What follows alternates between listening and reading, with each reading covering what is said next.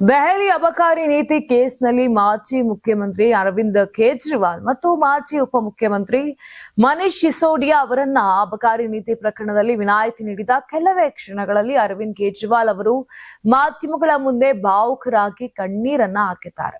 ಕಳೆದ ಕೆಲವು ವರ್ಷಗಳಿಂದ ದೆಹಲಿ ಅಬಕಾರಿ ನೀತಿ ಪ್ರಕರಣದಲ್ಲಿ ಬಿಜೆಪಿ ನಮ್ಮ ಮೇಲೆ ಆರೋಪ ಮಾಡುತ್ತಿದ್ದ ರೀತಿಯನ್ನ ನೀವೆಲ್ಲರೂ ನೋಡಿದ್ದೀರಿ. ಇನ್ನು ನ್ಯಾಯಾಲಯ ನಮ್ಮ ವಿರುದ್ಧದ ಎಲ್ಲ ಆರೋಪಗಳನ್ನ ತಳ್ಳಿ ಹಾಕಿದೆ. ನಾವು ಸದಾ ಸತ್ಯವೇ ಗೆಲ್ಲುತ್ತದೆ ಎಂದು ಹೇಳಿಕೊಂಡು ಬಂದಿದ್ದೆವು. ಪ್ರಧಾನಮಂತ್ರಿ ನರೇಂದ್ರ ಮೋದಿ ಮತ್ತು ಕೇಂದ್ರ ಗೃಹ ಸಚಿವ ಅಮಿತ್ ಶಾ ಅವರು ಆಮ್ ಆದ್ಮಿ ಪಕ್ಷದ ವಿರುದ್ಧ ಸಂಚು ರೂಪಿಸಿ ಪಕ್ಷದ 5 ಪ್ರಮುಖ ನಾಯಕರನ್ನ ಬಂಧಿಸಿದ್ರು. ಅಧಿಕಾರದಲ್ಲಿದ್ದ ಮುಖ್ಯಮಂತ್ರಿಯನ್ನೇ ಬಂಧಿಸಲಾಯಿತು. ಪ್ರತಿಯೊಂದು ಚಾನೆಲ್ನಲ್ಲಿ ನಮ್ಮನ್ನ ಭ್ರಷ್ಟರೆಂದು ಕರೆಯಲಾಯಿತು. ಕೇಜ್ರಿವಾಲ್ ಭ್ರಷ್ಟನಲ್ಲ, ನಾನು ಸಂಪಾದಿಸಿರುವುದು ಪ್ರಾಮಾಣಿಕತೆ ಮಾತ್ರ.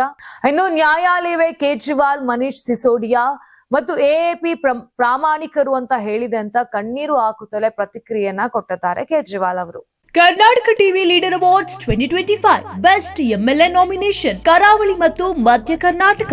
ಟಿ ರಘುಮೂರ್ತಿ ಚಳ್ಳಕೆರೆ ಕ್ಷೇತ್ರ, ಚಂದ್ರಪ್ಪ ಹೊಳಲ್ಕೆರೆ ಕ್ಷೇತ್ರ, ಹರೀಶ್ ಪೂಂಜಾ ಬೆಳ್ತಂಗಡಿ ಕ್ಷೇತ್ರ, ಅಶೋಕ್ ರೈ ಪುತ್ತೂರು ಕ್ಷೇತ್ರ, ಗುರುರಾಜ್ ಗಂಟಿಹೋಳಿ ಬೈಂದೂರು ಕ್ಷೇತ್ರ, ಕೆಎಸ್ ಆನಂದ್ ಕಡೂರು ಕ್ಷೇತ್ರ, ಎಚ್ಡಿ ತಮ್ಮಯ್ಯ ಚಿಕ್ಕಮಗಳೂರು ಕ್ಷೇತ್ರ, ಯಶಪಾಲ್ ಸುವರ್ಣ ಉಡುಪಿ ಕ್ಷೇತ್ರ, ಬೇಳೂರು ಗೋಪಾಲಕೃಷ್ಣ ಸಾಗರ ಕ್ಷೇತ್ರ, ಚನ್ನಬಸಪ್ಪ ಚನ್ನಿ ಶಿವಮೊಗ್ಗ ನಗರ ಕ್ಷೇತ್ರ, ಬಸವರಾಜು ಶಿವಗಂಗಾ ಚನ್ನಗಿರಿ ಕ್ಷೇತ್ರ, ಸತೀಶ್ ಸೈಲ್ ಕಾರವಾರ ಕ್ಷೇತ್ರ.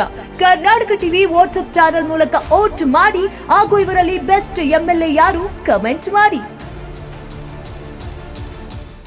ನೀವು ಸಣ್ಣ ಆಗ್ಬೇಕಲ್ವಾ? ಅದು ಒಂದು ಉತ್ತಮ ಆಹಾರದಿಂದ ಸಣ್ಣ ಆಗ್ಬೇಕಲ್ವಾ? ಪ್ರತಿದಿನ ನಮ್ಮ ಜೀನಿ ಸ್ಲಿಮ್ ನ ಯೂಸ್ ಮಾಡಿ ಯಾವುದೇ ಸೈಡ್ ಎಫೆಕ್ಟ್ ಇಲ್ದಂಗೆ ನೀವು ಸಣ್ಣ ಆಗ್ತೀರಾ.